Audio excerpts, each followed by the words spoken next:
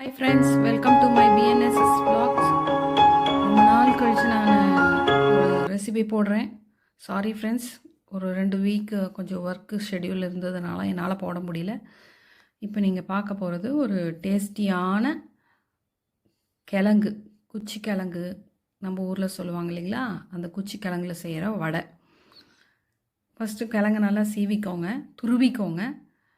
அப்புறம் கடலப்பருப்பு கொஞ்சம் ஊற வச்சுட்டு, அந்த கடலப்பருப்பு, கொஞ்சம் வெங்காயம், இஞ்சி, பூண்டு, சோம்பு, வரமிளகா, லவங்கம், இது எல்லாத்தையுமே, கருவேப்பிலை, கொத்தமல்லி எல்லாமே கொஞ்சம் கொஞ்சம். நான் ஒரே ஒரு குச்சி கிழங்கு தான் எடுத்திருக்கேன். ஒரு ஒரு கை சைஸு, நம்மளுடைய கை அந்த எடுத்து அதை அரைக்கிறதுக்கு போட்டேன். குச்சி கிழங்கு கொஞ்சம் அரைச்சி போட்டிங்கன்னா கொஞ்சம் டேஸ்ட்டாக இருக்கும். வாயில் தட்டுப்படாமல் நம்ம நைஸாக இருக்கும், அது சாப்பிட்லாம். அடுத்து நல்லா எண்ணெயை காய வச்சுக்கோங்க ஃப்ரெண்ட்ஸ். எண்ணெய் காயஞ்ச பிறகு வடை மாதிரி தட்டி